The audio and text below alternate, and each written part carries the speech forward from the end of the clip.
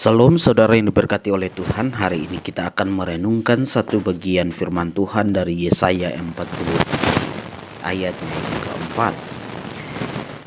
Demikian bunyi firman Tuhan. Oleh karena engkau berharga di mataku dan mulia, dan aku ini mengasihi engkau, maka aku memberikan manusia sebagai gantimu dan bangsa-bangsa sebagai ganti nyawamu. Demikian pembacaan firman Tuhan. Saudara yang diberkati oleh Tuhan, setiap orang yang percaya kepada Kristus itu disebut sebagai anak-anak Tuhan. Oleh karena itu, seharusnya sebagai orang yang percaya kepada Kristus patut bersyukur dan berbangga sebab kita ini berharga di mata Tuhan. Sebagaimana ayat nas kita dengan jelas bahwa karena engkau berharga di mataku dan mulia. Saudara, berharga di mata Tuhan berarti istimewa di pemandangannya Tuhan. Tapi kita perlu mengajukan satu pertanyaan. Mengapa kita disebut istimewa? Saudara yang diberkati oleh Tuhan, kita istimewa itu bukan karena kita memilih Allah. Kita istimewa bukan karena kita memiliki kekayaan yang hebat. Kita memiliki prestasi yang bagus. Kita memiliki semua yang ada di dalam dunia ini. Kita istimewa bukan karena kita melakukan suatu perbuatan yang sangat baik, tetapi sebenarnya di sini dikatakan kita istimewa. Itu kalau kita perhatikan Yohanes 15 ayat 16 itu dengan jelas mengatakan keistimewaan manusia. Yaitu bukan kamu yang memilih aku, tetapi akulah yang memilih kamu. Ini dengan jelas bahwa kita istimewa karena Allah lah yang memilih kita. Allah yang memilih kita itu sangat istimewa, saudara. Bahkan saudara yang diberkati oleh Tuhan, Allah memilih kita itu sebelum dunia dijadikan. Itu kita bisa lihat dalam Efesus 1 ayat 4. Jadi sungguh sangat kita harus bersyukur kepada Tuhan.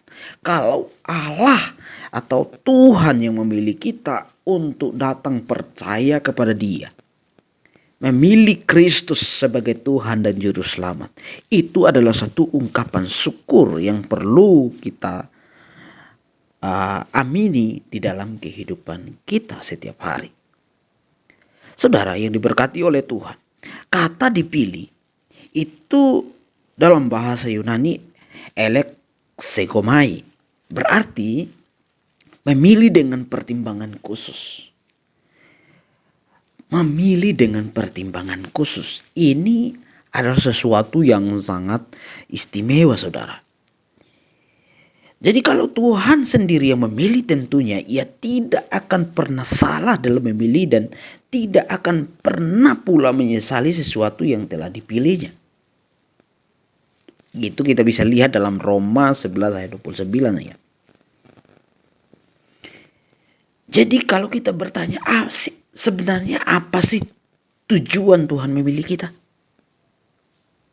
Karena Dia yang memilih kita untuk menjadi anak-anaknya. Dia memilih kita dan akhirnya kita menjadi istimewa. Maka sebenarnya apa tujuan Tuhan memilih kita? Sebenarnya hanya ada dua tujuan Allah memilih kita. Yang pertama bahwa kalau kita perhatikan Efesus 1 ayat 4. Supaya kita kudus dan tak bercacat di hadapannya. Jadi tujuan Allah adalah untuk pengudusan. Dipisahkan dari cara hidup dunia. Dipindahkan dari kegelapan dunia kepada terangnya yang ajaib untuk hidup sepenuhnya bagi Dia. Itu adalah tujuan utama Tuhan memilih kita untuk menjadi anak-anaknya. Tetapi saudara yang diberkati oleh Tuhan, kita juga istimewa dan berharga di mata Tuhan karena hidup kita itu ditebus melalui pengorbanan Kristus di atas kayu salib. Jadi ini adalah sesuatu hal yang sangat berharga. Bahkan kalau kita pikirkan, kita renungkan di dalam diri kita, maka kita sebenarnya memiliki suatu keistimewaan yang sangat luar biasa. Dia rela mati di atas kayu salib hanya untuk kita. Jadi hal penebusan dosa selalu berkaitan dengan darah dan juga kematian. Di dalam perjanjian lama, binatang yang dikorbankan harus mati untuk melunasi dosa. Dan darah binatang-binatang yang dicurahkan akan menjadi satu keharuman di hadapan Tuhan. Itu di dalam perjanjian lama. Tapi di dalam perjanjian baru ditegaskan bahwa Tuhan tidak lagi berkenan kepada persembahan binatang atau darah. Kita lihat di dalam Ibrani 10 ayat 4 sampai 6. Saudara yang diberkati oleh Tuhan, kematian dan pengorbanan Kristus itulah yang berkenan kepada Tuhan. Bahkan kalau kita perhatikan di Ibrani 10 ayat 12 dan 14 di sana dikatakan, ya, nanti saudara bisa membaca. Saya akan membaca sebagian. Ia setelah mempersembahkan hanya satu korban saja karena dosa. Sebab oleh satu korban saja ia telah menyempurnakan untuk selama-lamanya mereka yang ia kuduskan. Mereka ini siapa? Kita. Dia yang menguduskan kita. Dia yang membenarkan kita. Dia yang akhirnya membawa kita supaya hidup di dalam kebenaran. Jadi semuanya itu adalah bukti betapa Tuhan sangat mengasihi kita.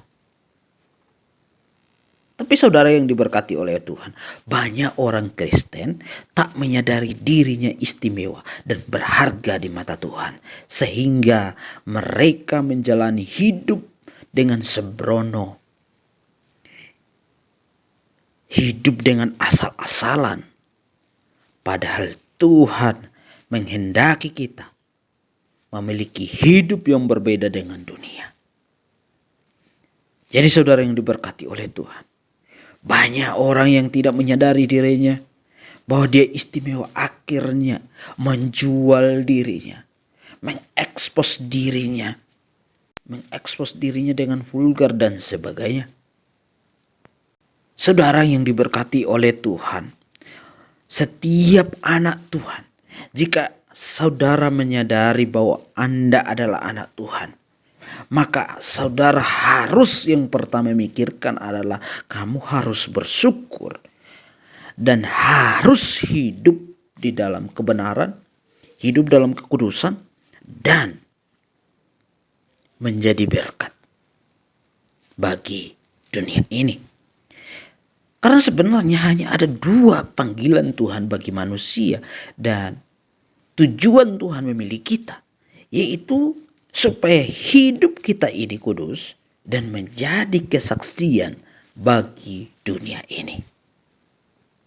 Kiranya Tuhan memberkati kita di dalam renungan singkat ini. Amin.